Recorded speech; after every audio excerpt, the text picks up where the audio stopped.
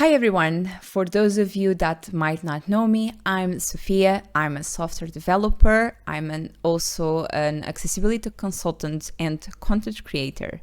I'm a white woman with dark short hair and I'm wearing glasses. I had the privilege of getting an early review copy of Star Wars Outlaws, so thank you Ubisoft for the opportunity.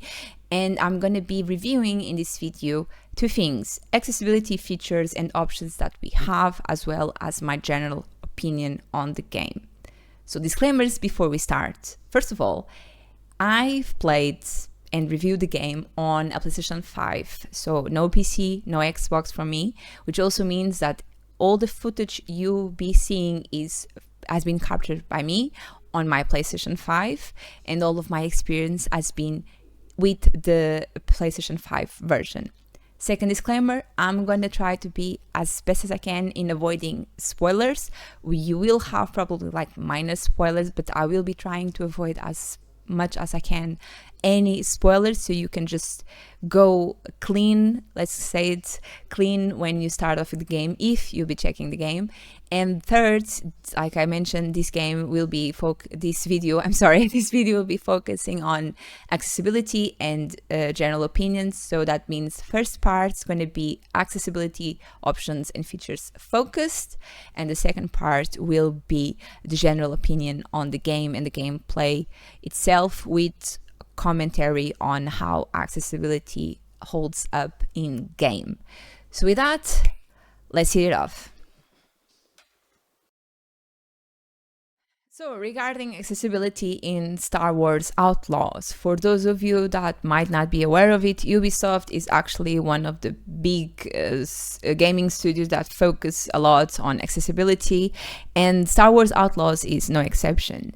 They provide us with at least 4 major options with regards to vision accessibility, hearing accessibility, cognitive accessibility, and motor accessibility. And I'm kind of pointing this out because it's very common to focus on hearing and vision and motor accessibility, which are generally the 3 biggest challenges, but they also focused on the whole cognitive accessibility options, which is present sometimes very indirectly, but they kind of focus as well. We gonna tackle the whole cognitive accessibility as well, which is a high on this case, which is absolutely a high.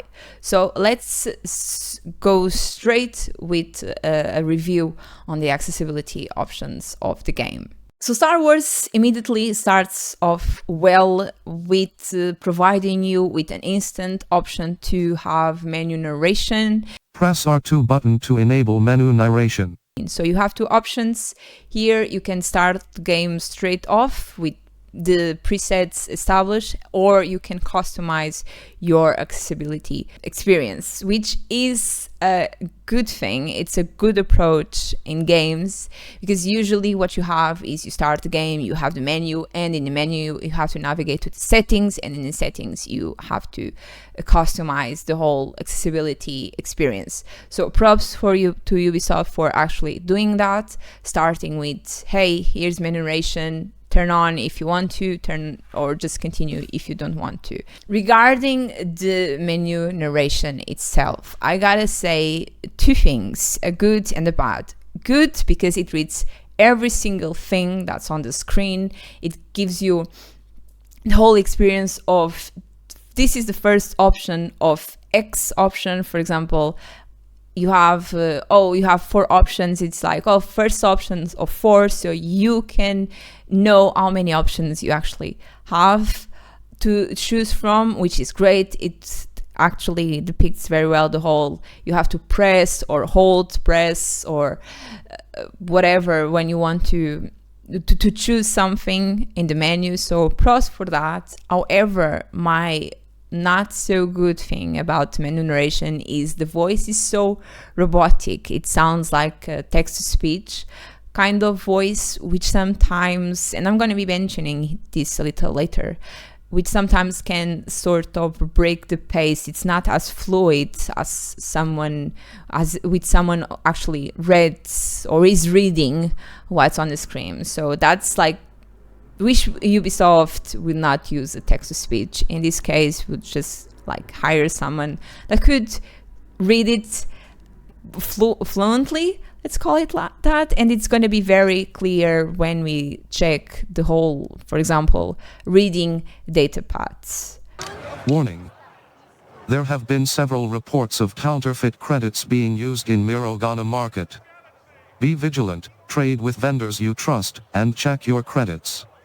Counterfeits will have variations in consistency, shape, and weight. Circle button, close. So regarding the accessibility features in Star Wars Outlaws, as I mentioned, you have a bunch of them, actually, but let's start from the beginning, let's call it that. So we have a lot of customization that we can actually do, and as you can see, I am showing now, we have like gameplay experience.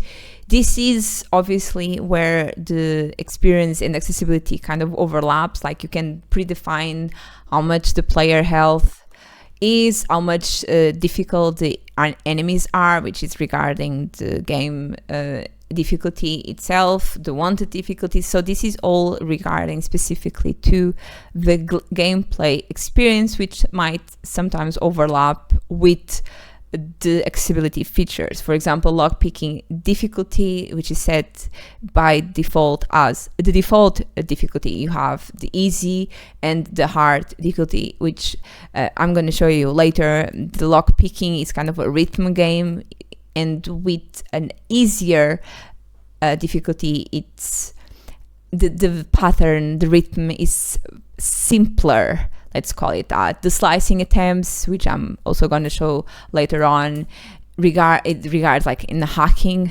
gameplay. When you put more slicing attempts, you actually give more chance to the player to, like I said, more opportunities instead of making it as hard. And there's also this whole mini game in it, which is called the Galactic Street Food, which is actually pretty cool and pretty cute. And you have like several inputs that you have to put on the game, and you can have it more simplified or just as default. This doesn't have really much. So motor presets, accessibility options, we have a few of them actually. We have the auto perfect cooling, so it allows you to automatically cools the blaster, which is great so you don't need to like do lots of things at the same times. Nix prompts is another feature. It's another option that is pretty cool because Nix, I'm going to show you later, Nix has a lot of things that it can interact with in the world, and every time he interacts with the things, you have to like activate stuff, do stuff, input things. So if you turn it off, basically it does every single thing automatically, which helps a lot. Always sprint, changing hold action to press, all of these features helps with the motor presets accessibility wise, which is, like I said, we have a lot of options. Everything you can customize them at your will to give a more challenging or a more adaptive experience, which is obviously great. And the camera preset, this is also accessibility, the whole shake intensity when the screen shakes with the motion blur. I kind of put it at the lowest as I could actually, and you can go from no motion blur to full motion blur, which gives you a more seamless, a more clean experience. You also have chromic aberration, and you can disable or enable the center dot on the screen when you're playing. So cognitive accessibility, like I said, it's not as common to have games be so focused or give so many focus on accessibility, cognitive options, and which is great, because for most of you that might not know, cognitive accessibility is very closely related to things like dyslexic.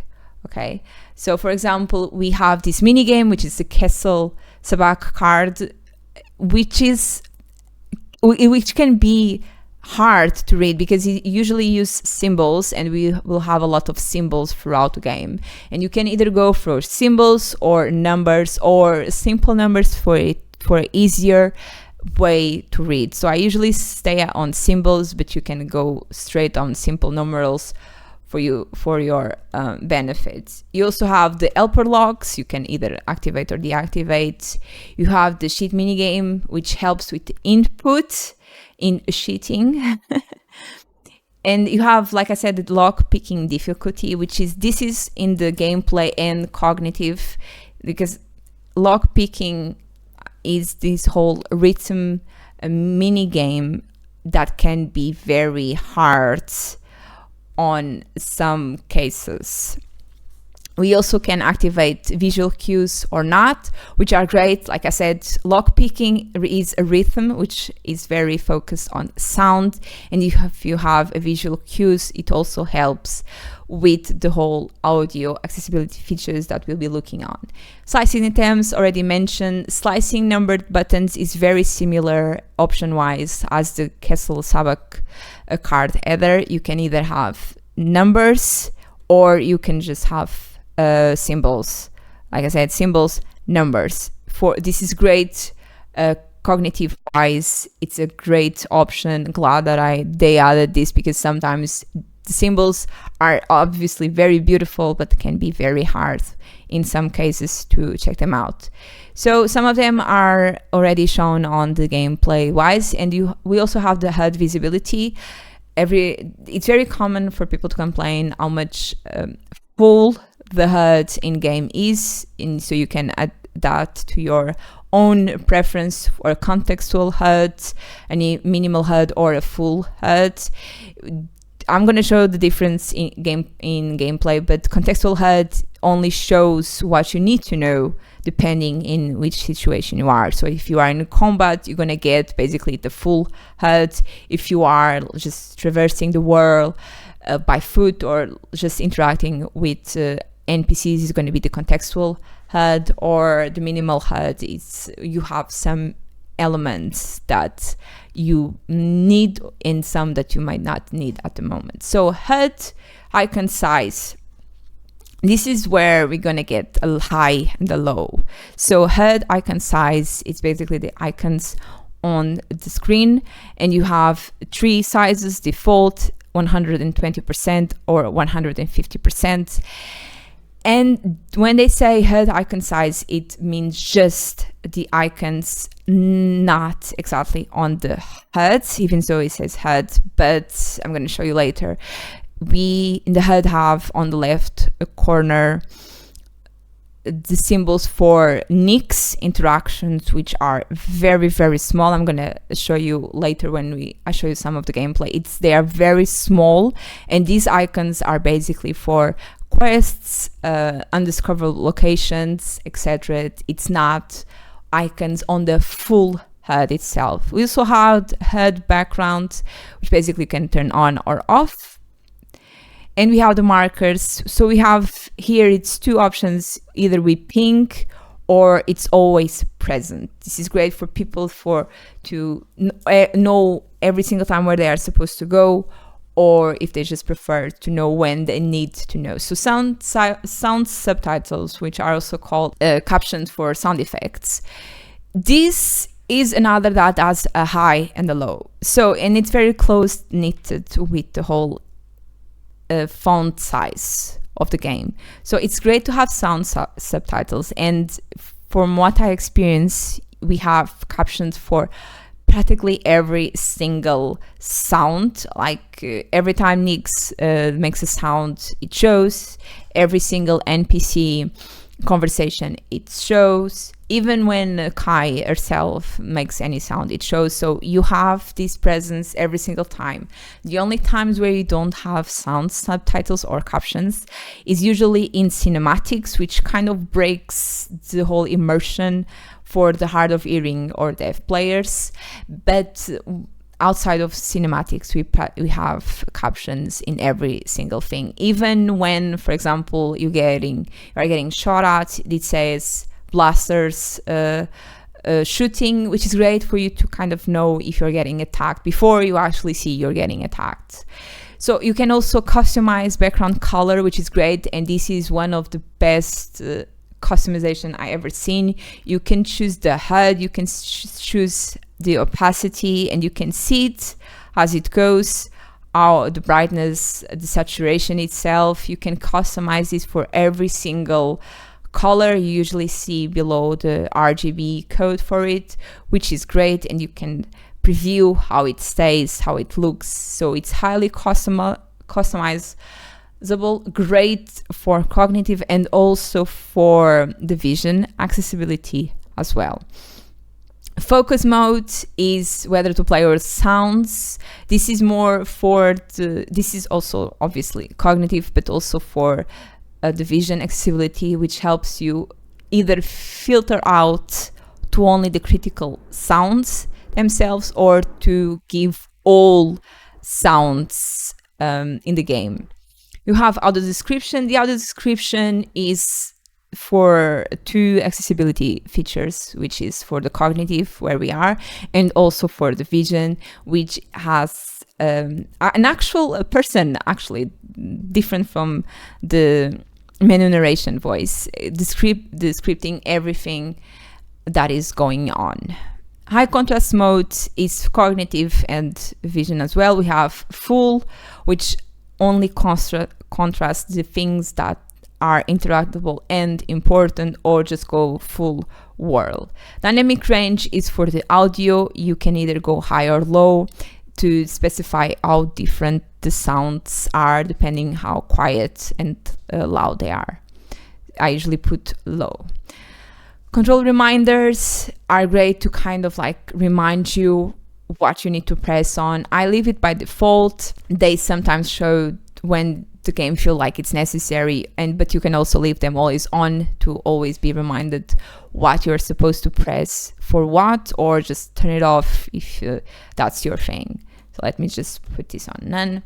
Colors specifically. So this is the colorblind accessibility aspect. We have predefined colorblind settings, but we also can also customize what we want, and this is on top of what I shown before on the cognitive. So you can change the color of the text of the speech itself. You can change the speaker name, and you can change the text color itself. So for example, let me try to give you an example. For example, this is for the captions. So if I want them to be clear which are captions, which are not, I can just come here and change stuff. So this is pretty cool. This is a great customization, independent if you actually need it for colorblind reasons or not. Vision accessibility options. Again, we have presets either off, on, or we can customize. Some of these we have seen before: high contrast, auto description, menu narrations, which has several speeds: slower, normal, or faster. The interface text size, either go large or small or default. This is great if you need a bigger menu. You have increased contrast colors, great to, like it says, to contrast what we actually see. And you have contextual minimal HUD, like we mentioned before. And every single else is kind of also mentioned before. So let's go to the hearing.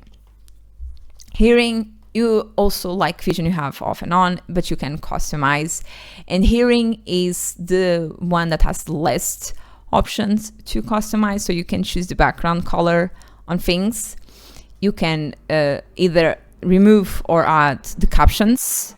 As mentioned before, you can go full background speech subtitles, none, translated only, or all, which means that either if they are being translated or not. For example, you sometimes have aliens speaking in their mother tongues, and this can either be like, oh, they are speaking in the HUD or not, or just show what it can actually be translated. And for final, we have the lockpicking visual cues. Like I mentioned, lockpicking is all about the rhythm, is as an audio, so having the visual cues in the hearing accessibility is very, very important to know when to actually press the buttons. Allowing players to choose their language is an accessibility features. Most of the players might prefer to read in their known language. It might not be in English. So we have English, we have French, we have Italian, we have German, and we have Spanish, we have Polish, we have Russian, and we have Brazilian Portuguese.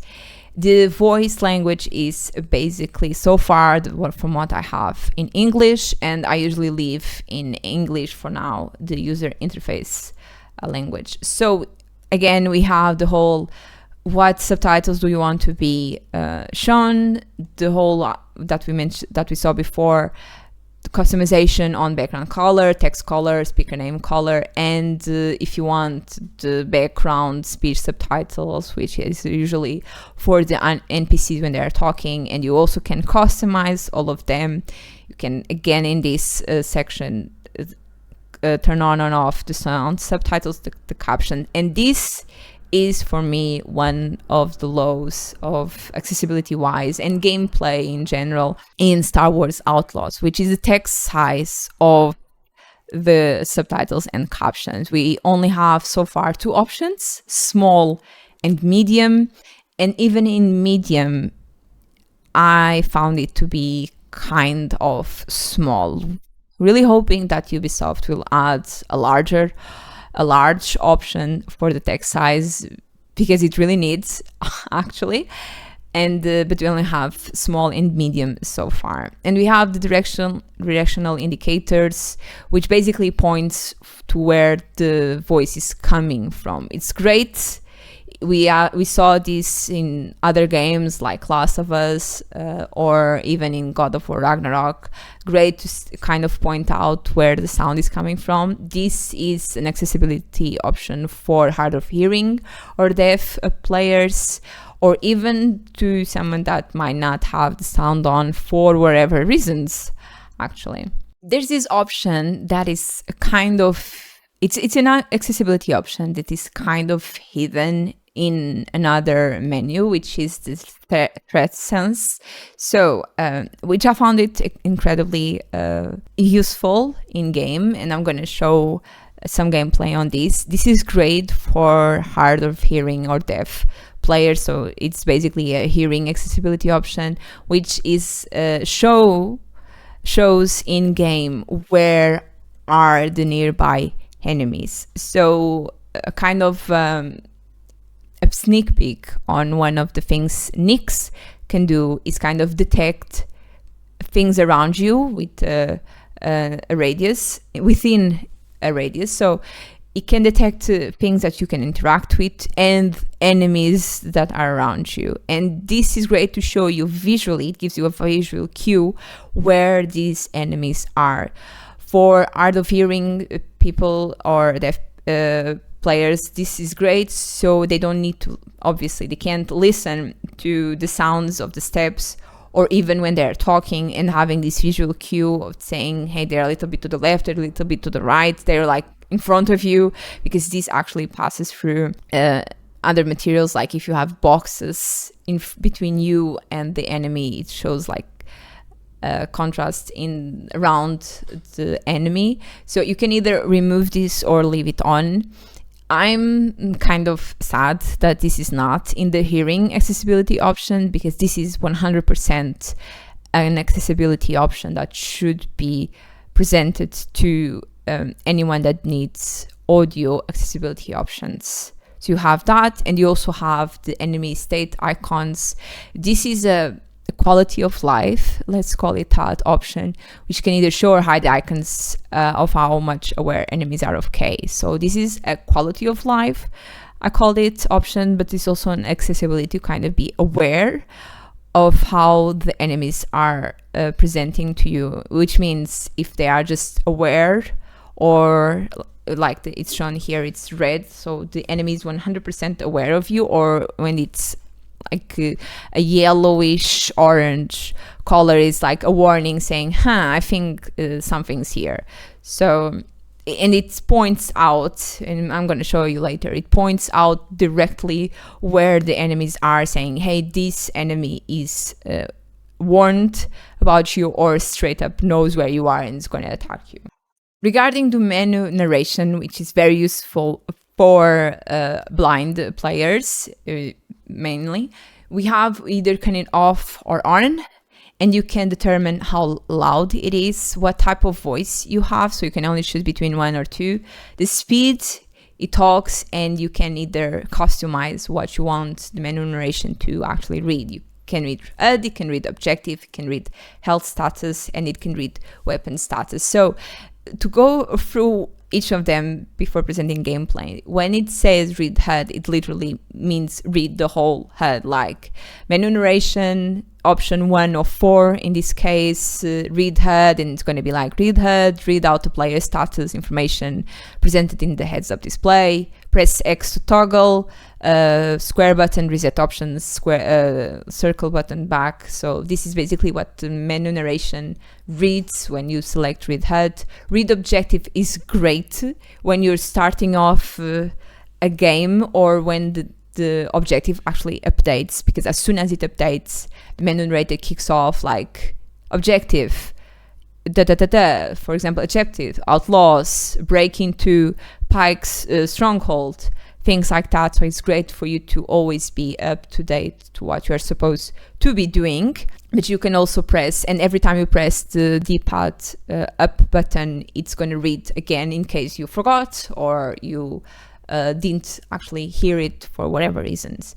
It also gives health status. So when it says read health status, is every time K gets shot, gets hit, it's going to be like, health at 60%, health at 100%, health at 40%, to kind of warn off players. And when you heal, it's going to be like, health at X%, basically. And read weapon status, it's basically the same thing as the others. As soon as you get a weapon, it's going to be like, hey, the weapon is at X quality, etc., etc. One of the laws that I've mentioned before was the controller layout. You cannot remap buttons in Star Wars Outlaws. You have 5 predefined layouts that you can choose from, and they're going to be applied to the 3 different movements on foot, speeder, and starship. So you have default, you have alternate, left-handed, southpaw, and that's it. And when you choose one of them, for example, imagine that starship, I'm going to go with left-handed southpaw, it's going to be left-handed southpaw for every single one of them, which is bad. I'm just going to straight say it, it's bad. For example, we are very used to left joystick for movement, right joystick for the camera control. When we get on the starship, however, these controls kind of switch around.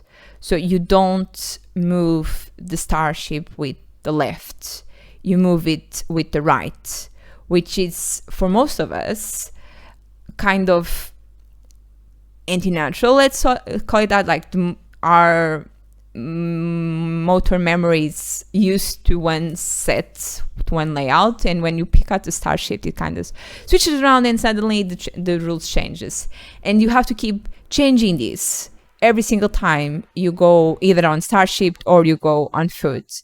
Like I mentioned, when I pick up the starship the first time, I got lost for the layout. I had to change it. I came here, I just choose the left-handed southpaw for preference, and suddenly I'm on foot and everything is back weirded out because it's not defined by each of movement is a general update. So this is the biggest flaw I found, either in accessibility and in general gameplay of the game. I really wish Ubisoft did not do this, or at least they change this in the future updates, because this is absolutely awful.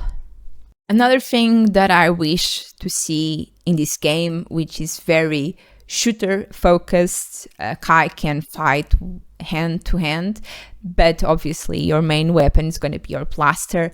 So what I would like to have seen, and it's not present, even though it's kind of exists in here, which is the aim assist, really wish we could have an auto lock option. Like, for example, an enemy appears, we take off our blaster and it immediately locks to the closest or to the enemy where the camera is pointing at. And what we have in the aim assist is makes the weapon slightly closer to the closest target, which is not preferable for vision accessibility option. It would be better to have the aim assist to just lock to the target in front of you or the closest of you or something like that, instead of forcing you to have to move around the right joystick for that. This also relates to motor accessibility. These type of games rely heavily on you controlling with the left joystick your character and with the right joystick the camera. And there's these two things that for me are very much missing in this game, which is the ability to center the camera on Kai, which is the character that we control. So the option to have the camera always centered on her and allowing you to just move the left joystick to kind of look around and move at the same time. And it also helps to have the aim assist actually just lock on directly to something without the need to move the right joystick for that. So there's these two motor accessibility that I would love to have added to the game that does not exist at this point.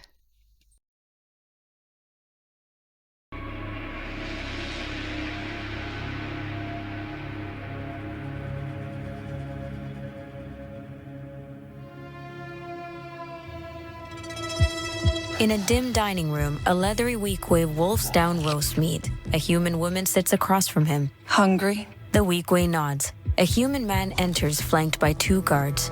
He wears a long white cape trimmed with black fur. A gray-skinned pike trails him and sits.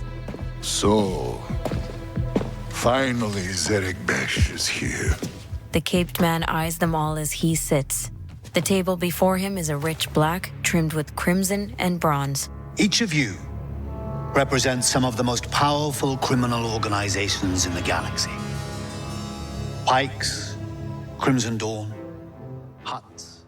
Star Wars Outlaws starts right off in setting the tone of this game. This is just not a fun to have adventure over Outlaw, okay? This is a game about the underground world and the syndicates as well.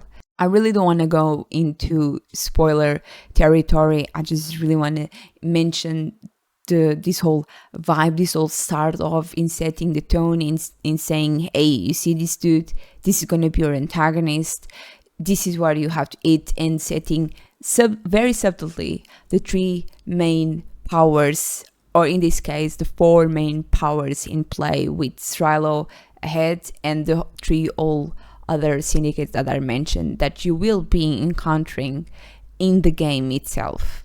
Because yes, Star Wars Outlaws is all about Kai, our clumsy newbie outlaw, and in her journey, but she's not gonna go through this journey without obstacles.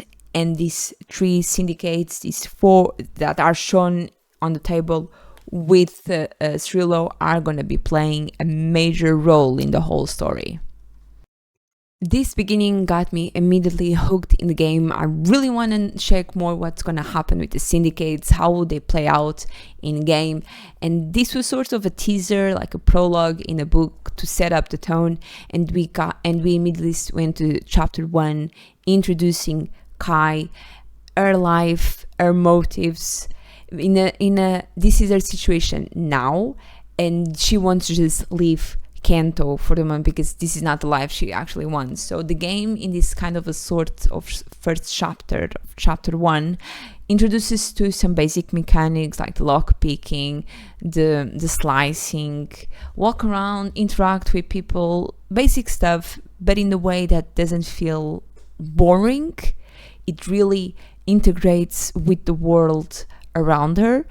It doesn't forces you to just do this mission just to get the tutorial, which is great. It's a great way to introduce mechanics to the players without making them feel, okay, sure, let's just get on with it. You do get glimpses into her life, her motivations to push forward the narrative. We also get this teaser of the resistance presence right in the start, and remember that this game is after episode 4, A New Hope, and before the Empire Strikes Back. So we have this whole resistance success and the Empire getting extremely stressed by the destruction of the Death Star.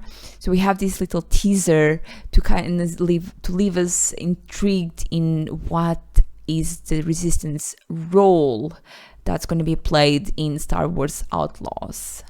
Minor spoiler here. So this chapter 1, let's call it, ends with Kai successfully leaving Kanto on a starship that I'm not going to mention how she gets it, but it ends with her successfully leaving the planet and starting off her new life, even though it's not going as she expected, as she hoped. And with that being said, let's head to the gameplay itself.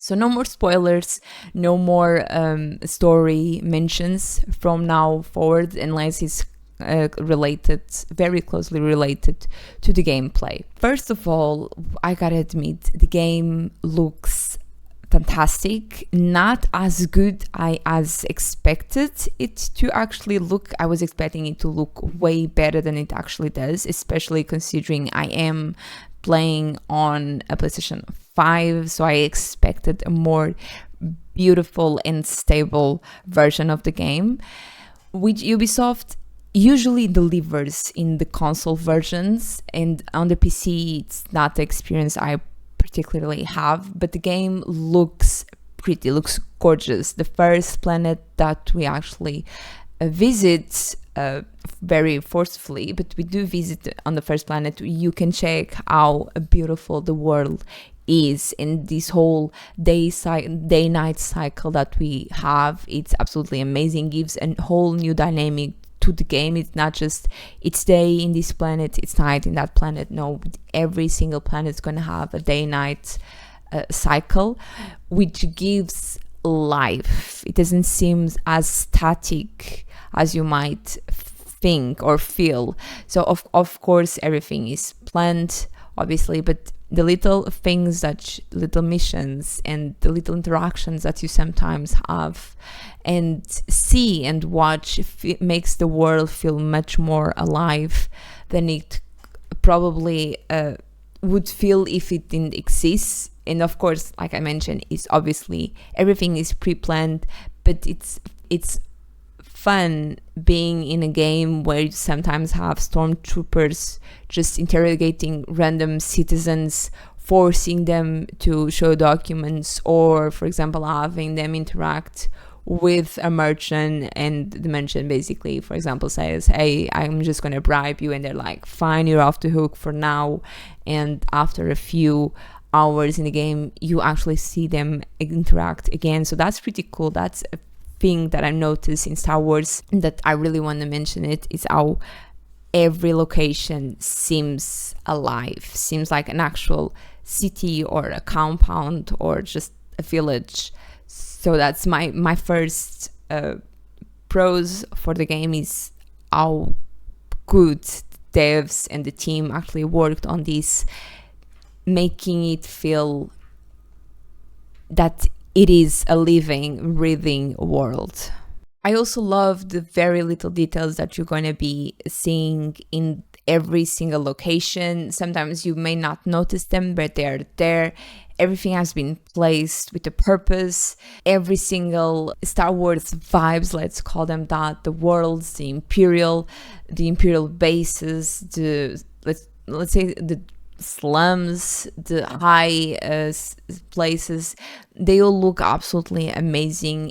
Details have been put in the game, even though sometimes you might encounter, let's call them like glitches, in the sense that, for example, and this is a funny specific example, I found a grass that was actually not properly set in the land below, so you have like land space and then the grass, so you do have some of these little bugs that sometimes happen, but overall the game looks absolutely fantastic, except in one thing that actually left me how do I say this, left me weirded out, because for those that don't know, Skull and Bones has released recently this year at least, and it's also from Ubisoft, and it has a fantastic water graphics. It's absolutely beautiful. The sea is gorgeous in that game, but in this game the water is, visually speaking, the lowest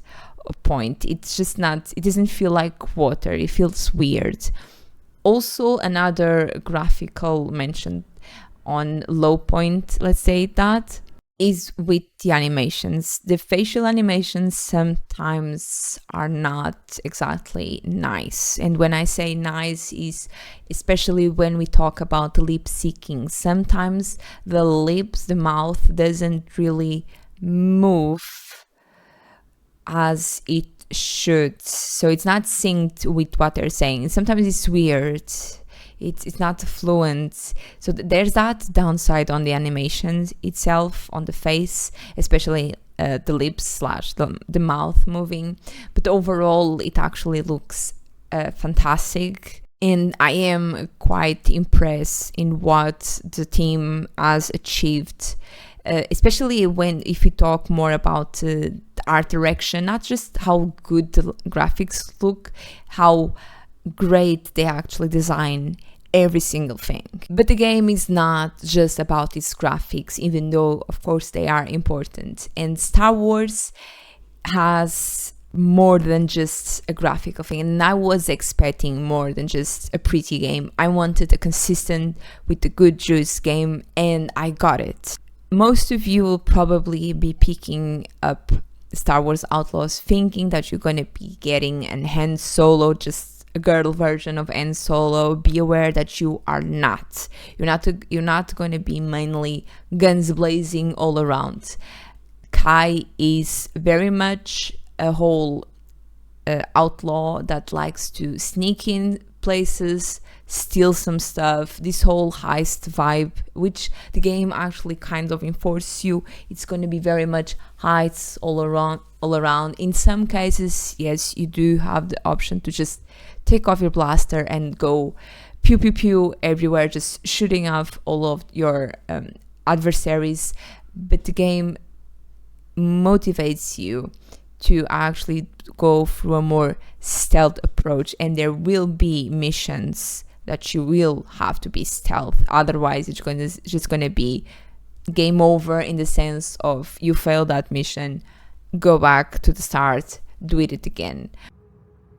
Speaking of missions, even though most of them will be sort of heists all around, you do have more straight to the point guns blazing missions. However, a thing that I found extremely interesting and particularly very much enjoyed was the interaction you could have in missions. Sometimes you'll be doing a mission for a syndicate, and for whatever reason you will make a choice that might lead you to improve your relationships with the syndicate that you are doing the mission for, or you can just betray them and actually improve relationship with another syndicates and decrease your reputation with the syndicate that gave you the mission. So there's this whole dynamic between the Kai and the three syndicates that are presented in game that can be said depending how she interacts with the world around her, and around her, the way she behaves in missions, the decisions she makes in missions and outside of missions, that fluctuates her relationships with each of the factions, which is a pretty cool. Really enjoying this whole mechanic. A thing that I'm actually always considering is what is best for me, aka what is best for Kai in that specific moment. What is in my best interest? Should I help Crimson Dawn? Should I betray the Huds? Should I steal for the Pikes or from the Pikes? Things like that you will be deciding in game, little by little. Some certain points. Sometimes you will get, this is not exactly spoiler, but you will get sometimes some items that are important, but you can just basically sell them, that will be affecting your relationship with factions down the road. For example, you have, no spoiler here, you have an item A that you can keep it, which will improve relationship with one of the faction, but if you sell it, your relationship with the faction will decrease. So there's this whole interaction with the factions that will affect your reputations, that independent of there's no straight answer. So you don't really just go, oh, I'm gonna do this to improve with that. And it's not advisable to actually lock on a faction. Try to be versatile. This is my personal recommendation. Again, trying to keep these as spoiler free as I can. My personal recommendation is go with the flow. Don't lock in to a faction. Try out stuff. Betray one, support the other. Go loyalty in one way or double cross the other. Try it out. You're gonna very much enjoy it. This is for me one of the high points in the game, and one that makes it so much fun and interesting. So missions have this purpose of increasing or decreasing your relationship, or let's actually better say your reputation with each of the factions. And you might be thinking, so I'm just going to do missions to kind of like grind materials and all of that. And actually not really. The purpose of the missions is usually to get some some upgrades for Kai, or some, fun stuff to do. Sometimes you don't really get a major rewards, but the whole journey through the mission is actually the fun part, either independent of how you approach it. Again, you can go full guns blazing or a more stealth approach. The game actually gives you this flexibility, especially inside missions, on how do you want to approach a problem. And the stories are fun. They're not exactly boring, and I advise, if you have the time, just to check them out, a few of them. But the missions also serve another purpose, which is to help you increase your abilities. So abilities work like this. You don't go through the normal RPG way of get X experience or get some skill points to spend in a slot that will increase your damage by, 50% or something like that.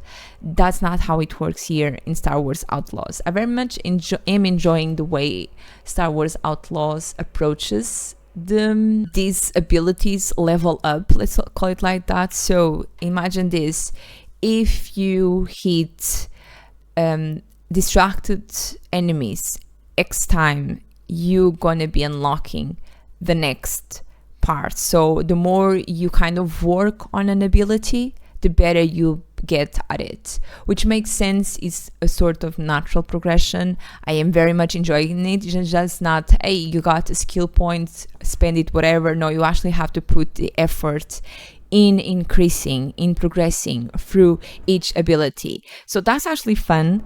I am having a lot of fun in increasing my abilities, particularly which also obviously affects the way I play the game, affects my play style. So you can kind of adapt to your own personal preference at the same time.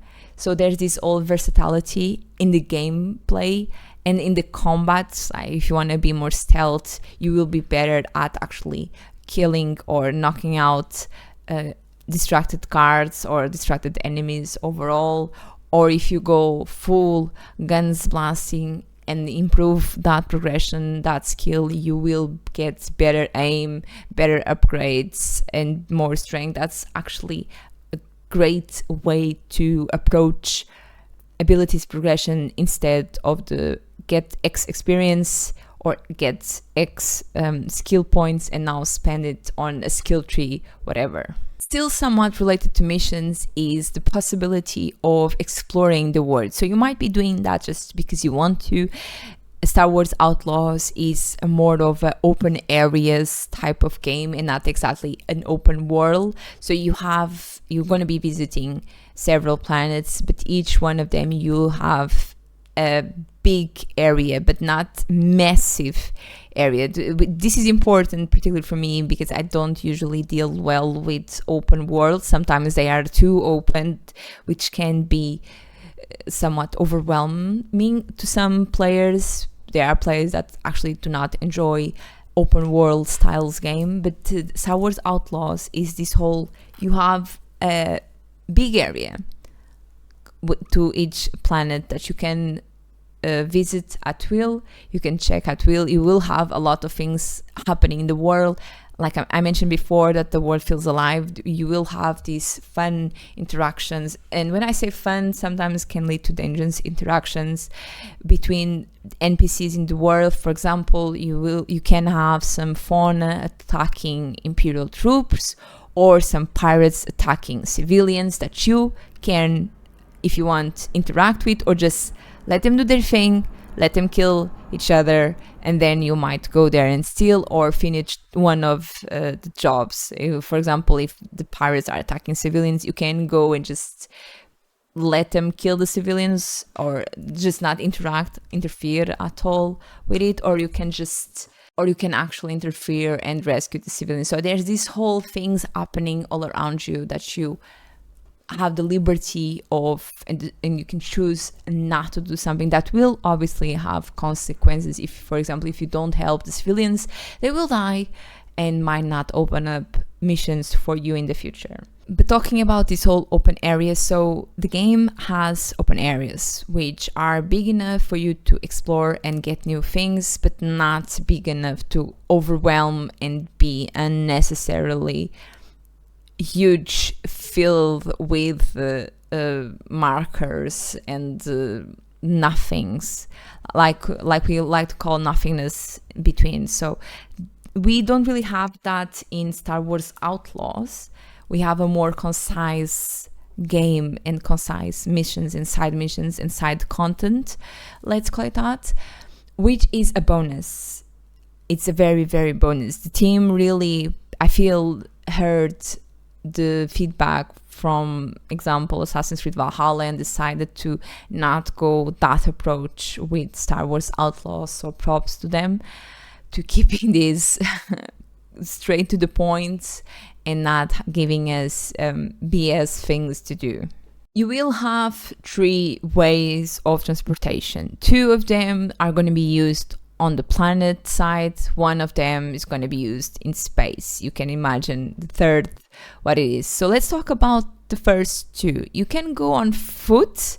You can travel by foot throughout the whole area, or to simplify it, through the planet that you can access, or you can go with your speeder that will also have upgrades available. You will obviously most of the time be using the fast travel, especially when you are so far away from each thing, but the speeder is a fun transportation way. Speaking on accessibility wise, the speeder is extremely fast, so it might be sometimes hard to control, because the faster you go, the slower your reaction is going to be to things. So this is something that we might have a solution, we could have a solution or an improvement for in accessibility wise that we actually do not have. There's no way of kind of slowing down the speeder or changing a little bit of its controls, but the speeder is fun to use. You're gonna go extremely fast, and it you can you can opt out to get damage from hits. And I'm saying this because I did actually damage the speeder a lot, because one of the things I actually most enjoy to do is crashing.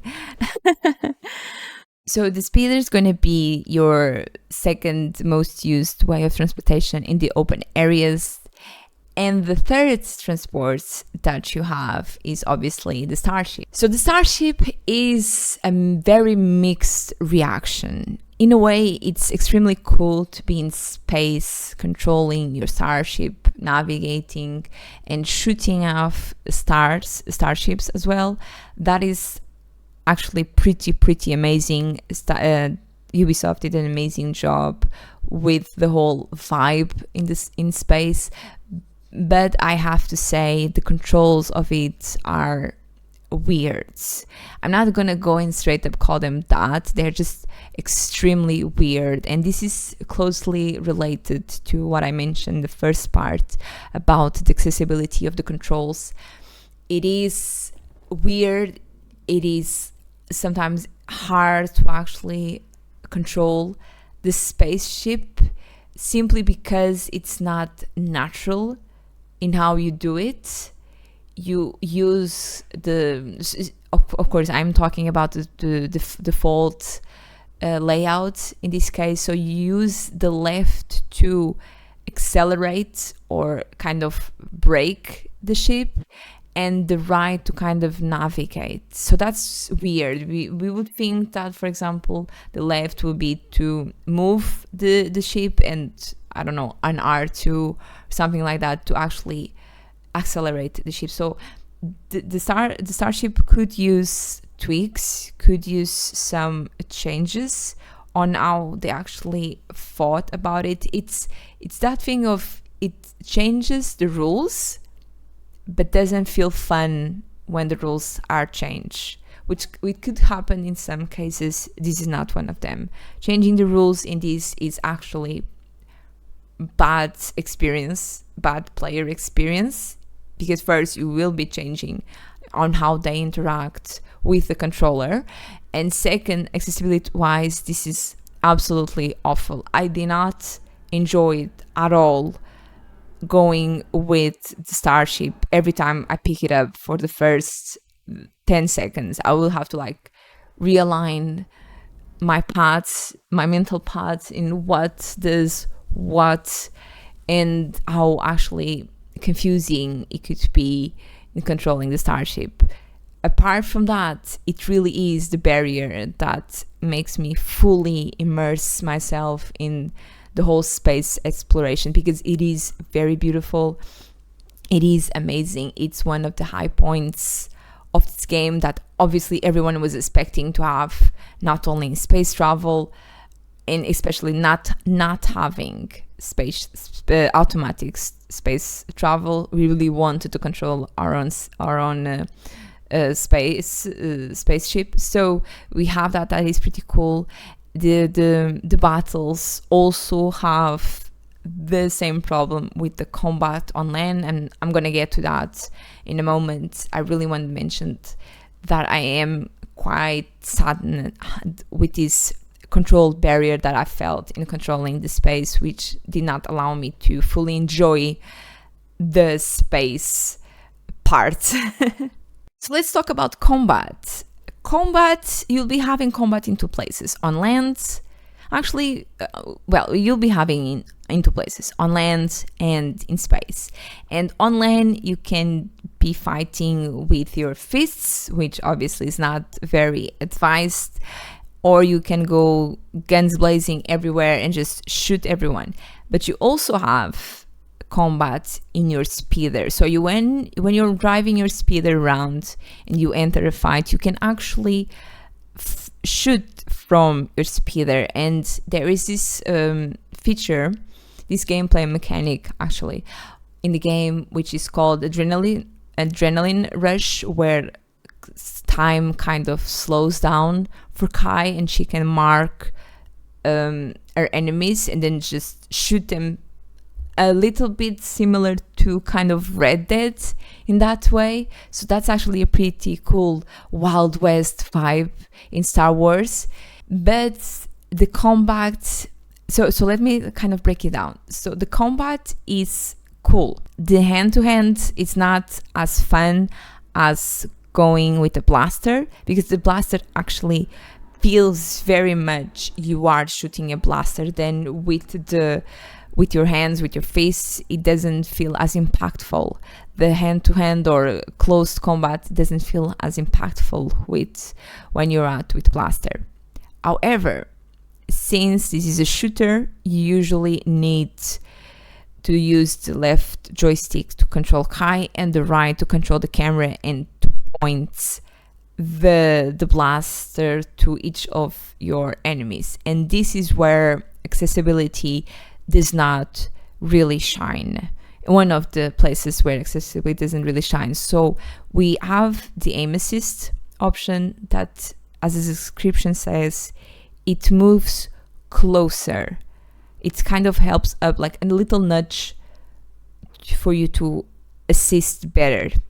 What would be preferable in this case would be to have a locked version. For example, as soon as you enter combat, Kai could just lock to the enemy that you would be looking at. It would lock and we could just shoot it. This could have been a fantastic accessibility option / feature for motor and vision disabilities, and the game does not have that. So you will be having a lot of gamers preferring the stealth approach instead of the melee, the attack approach, which is quite sad since it is pretty cool just shooting with your blaster.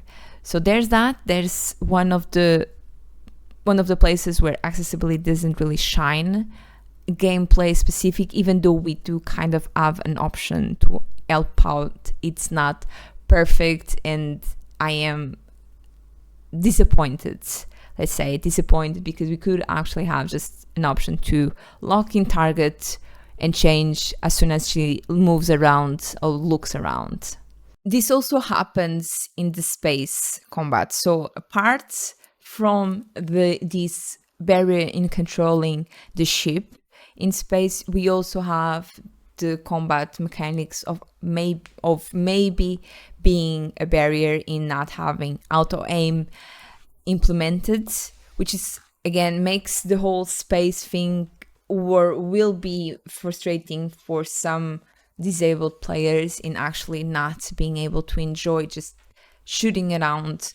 So we have these two barriers. One in the space version is actually the part where we do feel more of accessibility barriers due to some features not being implemented differently. I'm not going to say they were bad implemented. Some of them are just not there at all. Some of them could just have been better, and combat in space could have been better. Combat with the gun could have been better with auto lock or auto aim assist, and the space itself again could have been better with having better controls configurations. Going to the more stealth approach in missions, it's going to be probably one of the most used. It's the one that is most incentivized by the game itself. Again, you can in certain missions just go full on Rambo mode, let's say, but the stealth is actually where the game shines the most, and it is fun, and where we can also make Nyx shine the best. So Nyx is our companion, or better yet, is Kai's companion, and it has a lot of things, a lot of mechanics that you can use him with. You can make him fetch some items so you do not get caught. You can make him attack enemies so you can just surprise them from behind. You can make him open vents. You can make him sabotage alarms or just detonate explosives. Sometimes that's actually pretty fun. It just basically triggers detonation, which is awesome. You can kill enemies long range without moving. So Nyx is this valuable companion that enhances your playstyle. And it has good and bad things. So accessibility wise and accessibility opinion, Nyx is allowed to just do auto things, automatically do things.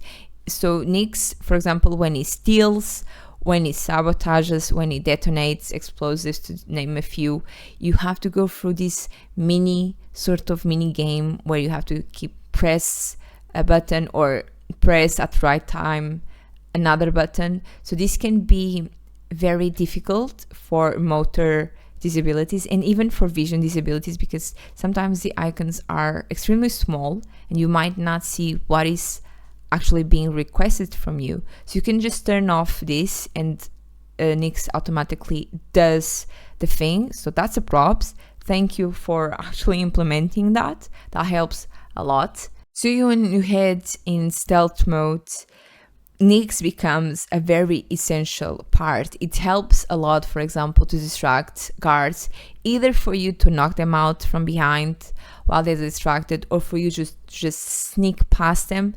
But Nyx also has a very important feature that's going to help disabled gamers as well as not disabled gamers, which is the sense function. And the sense function is sort of, it listens. It almost looks like the listening feature in Last of Us, where Joel just kind of tries to listen where the zombies are around him.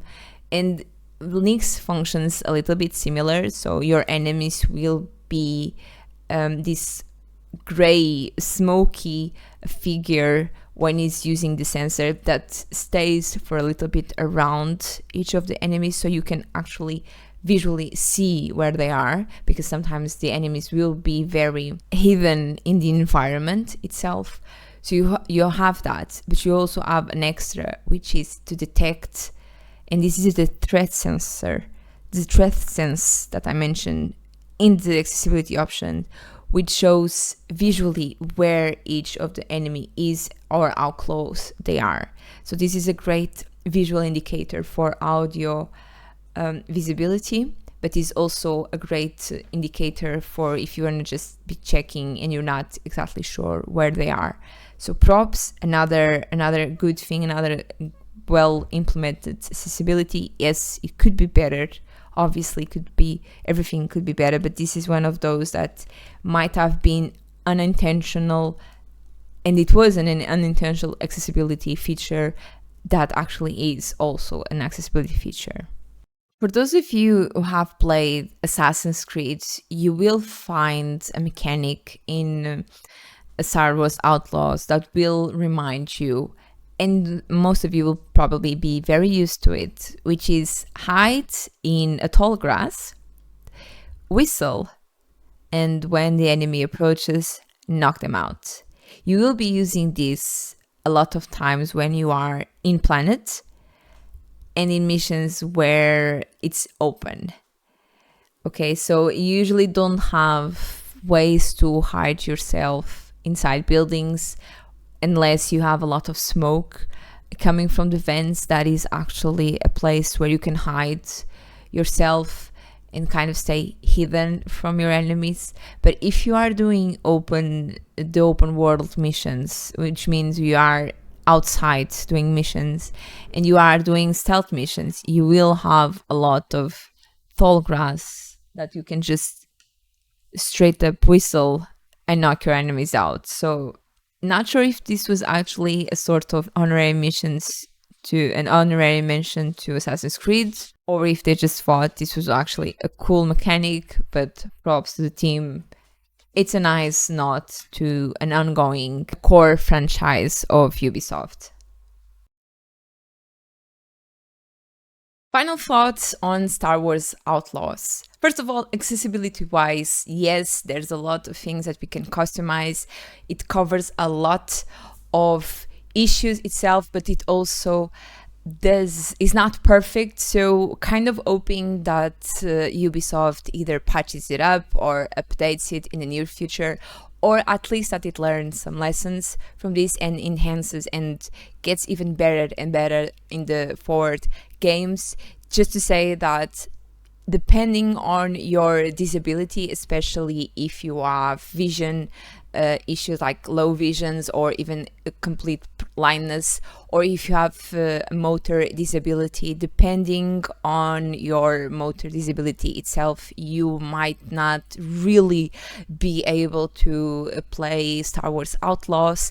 However, we do have a lot of things that can be adapted, and like I said, a few things that really wish Ubisoft could tackle and update before the game releases, even if they can't, at least somewhat somewhere in the roadmap to kind of update them. Again, subtitles and button remapping are the two major issues that I found so far. That can be it's the basic accessibility features and options that we could have, and it does not really exist. Like button layouts, predefined, no remapping. That's like accessibility 101, and the whole subtitles only having two options, either small or medium. There's no large options or bigger options for the captions in subtitles. It's actually a major issue for me specifically.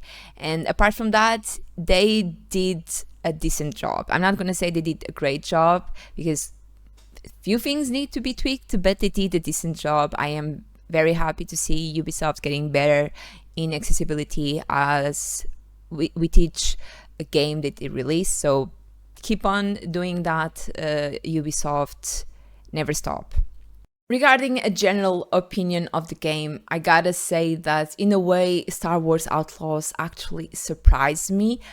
Like I mentioned, not in the graphic side of it. I was kind of expecting a little bit more graphic wise, even though the art direction and the game overall is actually pretty good. Just tweak some stuff, just fix some little glitches, some little bugs, and I say really little, because a grass not touching the land is not a major problem. It's something that kind of breaks down the immersion when you're playing, but it's not, oh my god, the game is unplayable, so that's fine.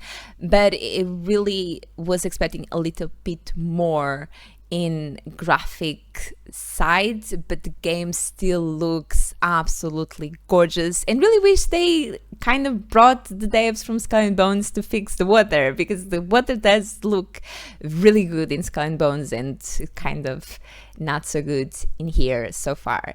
Apart from that, the game surprised me mechanic wise, enjoying it tremendously. I am surprised for that. I'm not gonna lie, I wasn't expecting much gameplay wise, but it got me surprised how much the whole reputation thing is fun, and the whole actually getting better in our abilities to improve, and getting abilities improved by doing stuff. And again, combat, we have the whole guns blazing, pretty cool. Hand-to-hand combat, kind of meh in a way. So still, you're gonna play Star Wars games to either have a lightsaber or just shoot everybody that crosses your path. So in that regard, pretty decent, really enjoying the game. Pretty cool. If you are interested in game, on my side specifically, I will give it a sort of approval. And I say a sort of approval because I really have to actually mention this, which is a thing that I do not like. It's something I actually dislike very much, which is the whole, and let's double quote this, you need to have a Ubisoft connection to your Ubisoft account when you play Star Wars Outlaws. This is true in the sense of, yes, the game does actually require you to have a Ubisoft account connected. You can, however, like work around it. You just, and I'm just gonna straight up say it, if you want to work around it, be my guest, just turn off internet, enter into the game. When he asks you for a connection, just say no thank you. It will detect, it will have an error, which is something I don't understand. The single player should not require a login at all. It should be optional, because I do understand, hey, just save to the cloud in our servers, and so you can like start in the PlayStation and continue where you left off on the PC, like I did many times with Assassin's Creed Mirage and with Prince of Persia: The Lost Crown, which had this feature, which is convenient, but it should be optional. And this is something that I actually criticize Ubisoft a lot. Single players should not ever require you mandatorily a login. So this is like a disclaimer. Be aware that it does ask you. Yes, you can work around it, but that is something I am not a fan of at all. So that's my downvote on this game specifically. Hope you enjoyed the video, this whole accessibility look and opinion on Star Wars Outlaw accessibility options and features, and on the gameplay overall. My general opinion, like I said, I tried to be as spoiler free as I could, which actually restricted a lot of footage that I could use. I really tried not to give any like major spoilers that could break your all initial experience.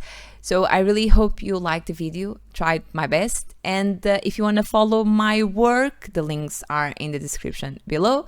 And I hope to see you in the next one. Bye bye.